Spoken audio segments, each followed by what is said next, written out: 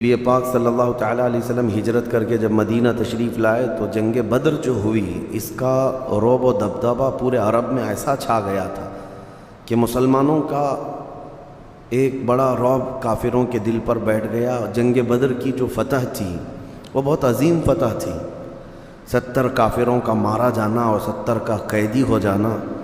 تو ایک تو وہ بدلے کی آگ میں جھلس رہے تھے، اس کے علاوہ ہر جگہ جو خبر پھیلی تھی اس سے مسلمانوں کی دھاک بیٹھ گئی تھی۔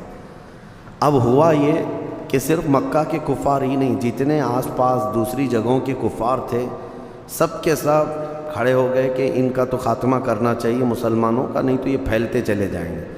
اس لیے جیسے جیسے سال بڑھتے گئے ہجرت کے تو جنگوں کی شدت بھی بڑھتی چلی گئی۔ اب صرف مکہ والوں سے دشمنی نہیں تھی، مکہ والے بدر میں آئے مارے گئے، پھر اس کے بعد بدلے کے لیے وہ احد میں آئے، مسلمان 70 شہید ہو گئے۔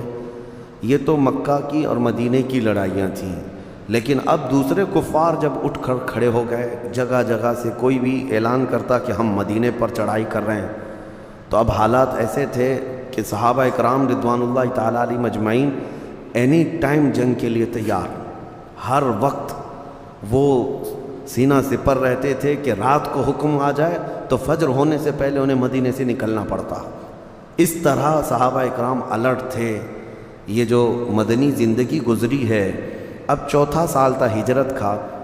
ایک شخص تھا طلحہ نام کا، اور ایک سلمہ، یہ دونوں بڑے پہلوان تھے، یہ ایک دوسرے قبیلے سے تعلق رکھتے تھے۔ انہوں نے اعلان کر دیا کہ ہم مدینے پر چڑھائی کر رہے ہیں، تو وہ اپنی فوج لے کر کے نکلے۔ نبی پاک صلی اللہ علیہ وسلم کو جیسی خبر ہوئی تو حضرت ابو سلمہ ایک صحابی ہیں، ان کو 150 صحابہ دے کر حضور نے بھیجا۔ تو اس کو کیا کہتے ہیں؟ یہ سریہ ہے، یہ غزوہ نہیں، جس میں حضور نے بھیجا ہے کسی کو اس کو کہتے ہیں سریہ۔ یہ شروع میں نے بتا دیا تھا آپ کو، غزوہ وہ ہے جس میں خود رسول اللہ گئے ہوں۔ تو اب یہ حضرت ابو سلمہ 150 لوگوں کو لے کر کے نکلے، اور جب ان کفار کے علاقے میں پہنچے جہاں سے وہ لوگ چڑھائی کرنے کے لیے آ رہے تھے، وہ آدھا راستہ آئے تھے، ان لوگوں کو جیسی خبر ہوئی کہ ہم تو بے خبری میں مدینے پر چڑھائی کرنے والے تھے، یہ تو 150 لوگ باہر نکل کے آئے ہیں، تو وہ مقابلے کی تاب نہ لا سکے، اپنے اونٹ بکریاں ساری چیزیں چھوڑ کے بھاگ گئے۔ تو یہ جو مسلمان گئے تھے ان کو وافر مقدار میں مال غنیمت حاصل ہوا، اور آئے بغیر جنگ کے مسلمانوں کو یہ فتح۔ یہ 4 ہجری میں سریہ ابو سلمہ اس کو کہتے ہیں۔ اس کے بعد پھر یہی 4 ہجری چل رہی تھی، محرم کا ہی مہینہ تھا، شروع کا سال ہے۔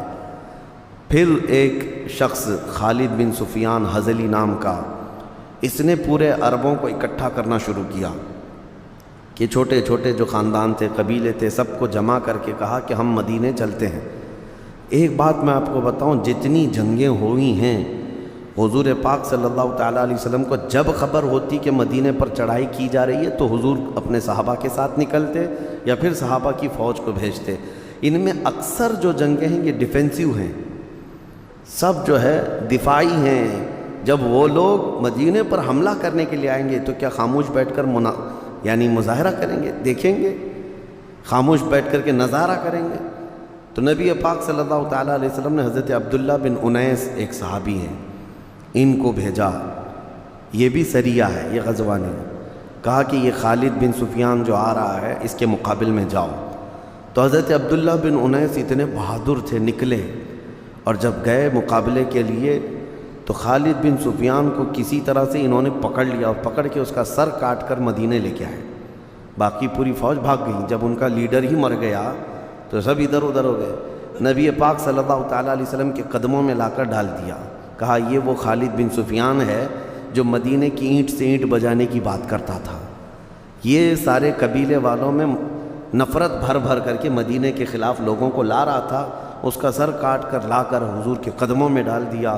نبی پاک صلی اللہ تعالیٰ علیہ وسلم خوشی سے اپنا عصا مبارک چھڑی عبداللہ بن انیس کو دیتے ہیں اور کہتے ہیں یہ تمہارے لیے میرا ہدیہ ہے، اور انشاءاللہ تم یہی پکڑ کر کے قیامت کے دن جنت میں داخل ہوں گے۔ حضرت عبداللہ بن انیس یہ کہتے ہیں یا رسول اللہ صلی اللہ علیہ وسلم، محشر کے میدان میں یہی عصا میرے ہاتھ میں ہوگا؟ حضور نے فرمایا ہاں یہی رہے گا۔ حضور صلی اللہ علیہ وسلم سے انہوں نے کہا کیا یہ جنت میں بھی میرے ساتھ رہے گا؟ حضور نے فرمایا ہاں جنت میں بھی تمہارے ساتھ رہے گا۔ وہ عصا زندگی پر لے کر رہے، اور جب ان کی وفات کا وقت آیا تو انہوں نے یہ وصیت لکھی تھی، ان کے کفن میں ہی وہ عصا دفن کر دیا گیا، وہ لے کر کے گئے دنیا سے۔ تو یہ عبداللہ بن انیس، اس کو سریہ عبداللہ بن انیس کہتے ہیں۔ جس صحابی نے سپہ سالاری کی انہی کے نام سے وہ سریہ بھی منسوب ہو گیا۔ جیسے سریہ ابو سلمہ، وہ اس صحابی کے نام سے جنگ ہے جو پہلے گئے تھے، اور یہ سریہ عبداللہ بن انیس ان کے نام سے ہے۔ اب 4 ہجری میں تو بڑے حادثے ہوئے مسلمانوں کے لیے۔ 4 ہجری میں یہ دل دہلا دینے والے واقعے تھے۔ ہوا یہ کہ نبی پاک صلی اللہ تعالیٰ علیہ وسلم کی بارگاہ میں ایک شخص ابو برا نام کا تھا، اس کو ملائب الاسنہ کہا جاتا تھا، برچھیوں سے کھیلنے والا آدمی۔ وہ حضور کی بارگاہ میں آیا تو حضور نے اس کو اسلام کی دعوت دی۔ نبی پاک صلی اللہ تعالیٰ علیہ وسلم نے اس سے کہا کہ تو اسلام قبول کر لے۔ اس نے کہا نہیں، آپ اپنے کچھ صحابہ کو ہمارے علاقے بھیج دیجئے، اگر ان کی دعوت پر سارے قبائل اسلام قبول کر لیں تو اچھا ہو جائے گا۔ حضور صلی اللہ تعالیٰ علیہ وسلم نے اس وقت حضرت حرام بن ملحان ایک صحابی ہیں، ان کی معیت میں 70 قاری قرآن تھے جو بہترین، ان کو بھیجا۔ تو یہ لوگ نکل کر گئے۔ ابو برا سے حضور نے فرمایا تھا کہ مجھے تمہارے نجد کا تھا، وہ آج جس کو ریاض کہتے ہیں نا، ریاض کا علاقہ، یہ پورا علاقہ نجد کہلاتا، وہاں سے حضور نے فرمایا وہاں کے لوگوں پر مجھے اعتماد نہیں ہے، وہ نقصان پہنچانے والے۔ تو ابو برا نے کہا تھا میں آپ کے صحابہ کی جان مال کا حفاظت کا ضامن ہوں۔ حضور نے بھیج دیا۔ جب یہ گئے تو ایک علاقہ تھا جہاں پر جا کر صحابہ رک گئے، اور حضرت حرام بن ملحان یہ تنہا جو ہے، قبیلہ کا جو سردار تھا عامر بن طفیل نام کا، اس کے پاس گئے دعوت اسلام دینے کے لیے، خط لے کر حضور کا۔ اس نے نہ خط دیکھا نہ پیغام سنا، اپنے قاصد کو حکم دیا اور دربار میں ہی حضرت حرام بن ملحان کو قتل کر دیا۔ اب یہ جو 70 صحابہ گئے تھے، یہ جب نہیں آئے، واپس نہیں آ سکے، تو پھر دیر ہو گئی۔ تو یہ صحابہ اکرام نے سوچا کہ شاید کچھ ہو گیا ہوگا۔ تو یہ جب آگے بڑھنے لگے تو اسی قبیلہ بنو زکوان اور قبیلہ رعل، یہاں کے تقریباً 200 لوگ یہ 70 صحابہ کو مارنے کے لیے آ گئے، اور وہ آئے، اور اچانک ان کی اس طرح سے مڈبھیڑ ہوئی کہ ان لوگوں نے ہر طرف سے یہ صحابہ کو گھیر کر پورے کے پورے 68 صحابہ کو شہید کر دیا، جو قاری قرآن تھے بہترین، نبی پاک صلی اللہ تعالیٰ علیہ وسلم کے صحابہ میں۔ اس کو بیر معونہ کہتے ہیں۔ بیر معونہ ایک کنواں تھا وہاں پر جس سے یہ واقعہ ہوا، جہاں ہوا۔ ایک صحابی حضرت عمر بن امیہ ضمری یہ بچ گئے، وہ اس لیے کہ عامر بن طفیل جو سردار تھا اس نے ان کو یہ کہہ کر کے چھوڑا کہ میری ماں نے ایک غلام آزاد کرنے کی منت کی تھی، اس لیے میں ایک کو چھوڑ دیتا ہوں۔ ان کے بال تھوڑے کاٹ کر کے ان کو چھوڑ دیا۔ حضرت عمر بن امیہ وہاں سے نکلے۔ اب واقعہ ایسا ہوا کہ 68 صحابہ اور ایک وہ 69، حضرت حرام بن ملحان جو وہاں قتل ہوئے، 70 میں سے 69 شہید ہو گئے، ایک باقی تھے۔ یہ جب واپس آ رہے مدینے تو ایک درخت کے نیچے انہوں نے پناہ لی، وہاں 2 کافر سوئے ہوئے تھے، اور ان دونوں کافروں کو انہوں نے کاٹ دیا۔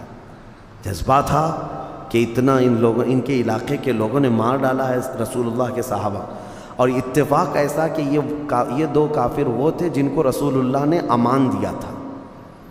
جان کی امان دینا اس زمانے میں ایک بڑا مسئلہ ہوا کرتا تھا، پھر اس کو کوئی ہاتھ نہیں لگاتا، اور ان کو یہ قتل کر کے آ گئے تھے، اور حضرت عمر بن امیہ کو یہ معلوم نہیں تھا۔ تو جب وہ بارگاہ رسالت مآب صلی اللہ علیہ وسلم میں آئے اور جب یہ واقعہ بیان کیا، حضور کو اتنا غم ہوا کہ پوری زندگی بھر رسول کریم صلی اللہ تعالیٰ علیہ وسلم اس غم سے ہلکے نہیں ہوئے۔ یہ جو 70 صحابہ کی شہادت اور باقی وہ جو 2 کافروں کی موت ہوئی تھی، حضور نے ان کی دیت یعنی جان بہا جس کو کہتے ہیں، فدیہ دینے کا حکم دیا۔ اب اس کا مسئلہ میں بعد میں بتاتا ہوں، اس پر بھی ایک بڑا مسئلہ پیش آیا۔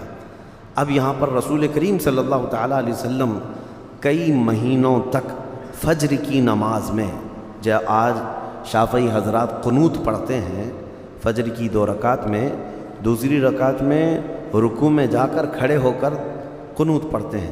اس وقت نبی پاک صلی اللہ تعالیٰ علیہ وسلم نے یہ شروع فرمایا تھا یہی 70 قاری قرآن جو شہید ہوئے، ان کو شہید کرنے والوں کے اوپر حضور صلی اللہ علیہ وسلم نے لعنت بھیجی کئی مہینوں تک۔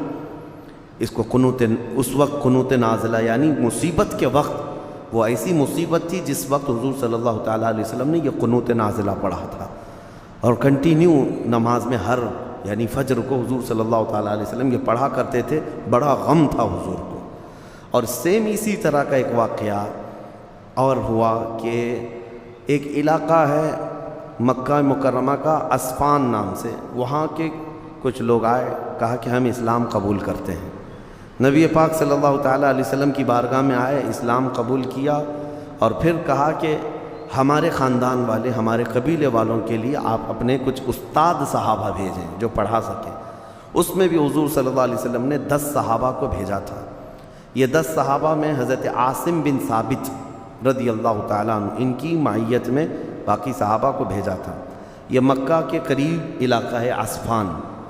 ابھی یہ اس علاقے میں پہنچے نہیں تھے، رجیع نام کا ایک علاقہ آتا ہے، اس علاقے میں پہنچے تھے تو یہ کفار نے دھوکہ کیا، اور ایسا دھوکہ کیا کہ ان کو وہاں پر گھیر لیا 10 صحابہ کو۔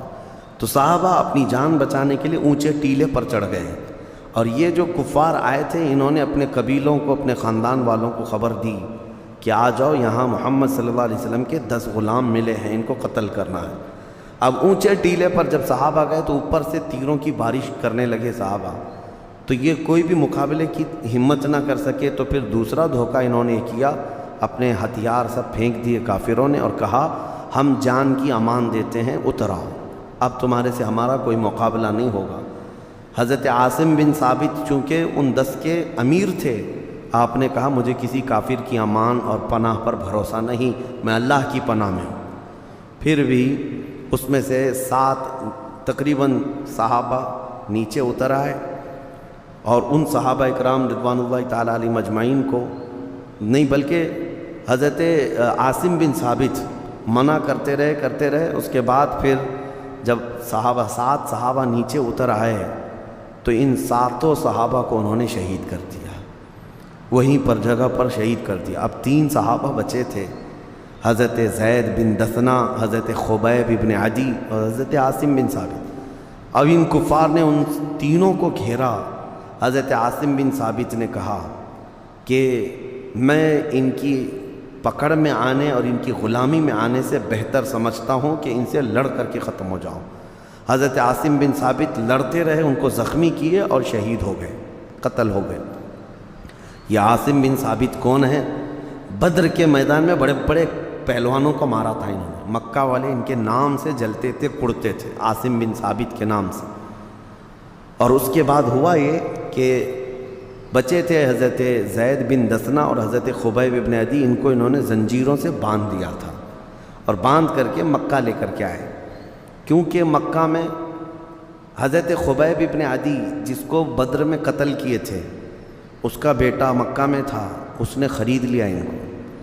اور حضرت زید بن دثنہ نے بھی بدر کے میدان میں ایک بڑے کافر کو مارا تھا، اس کافر کے بیٹے نے ان کو خرید لیا کہ مجھے دے دو۔ اب ان کو تڑپا تڑپا کے مارنا تھا، اپنے باپ کا بدلہ لینا تھا۔ 2 صحابہ وہ صحابہ ملے تھے جو بدر میں بڑے بڑے پہلوانوں کو مارے تھے۔ اب یہاں پر 2 لوگ قید میں آئے، ایک حضرت عاصم بن ثابت شہید ہو گئے۔ حضرت عاصم بن ثابت کا جب شہرہ پھیلا مکہ میں کہ عاصم بن ثابت قتل ہو گئے، پورے مکہ میں خوشیوں کی لہر دوڑ گئی، اور مکہ والے اپنے اپنے قاصد بھیجے کہ جاؤ عاصم بن ثابت کے جسم کا کوئی حصہ کاٹ کر کے لاؤ، تاکہ مکہ میں دکھا کر نمائش ہو جائے کہ جس نے ہمارے بڑے بڑوں کو مارا تھا وہ اب مر گیا، ختم ہو گیا۔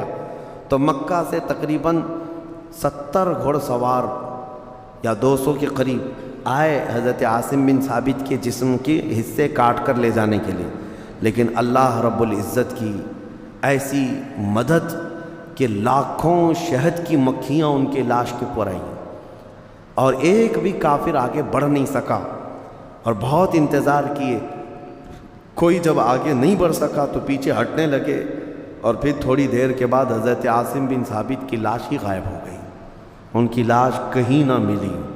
کفار اسی کیونکہ بے حرمتی کرتے، حضرت عاصم بن ثابت اس شہید کی کرامتوں میں اس کو گنایا گیا۔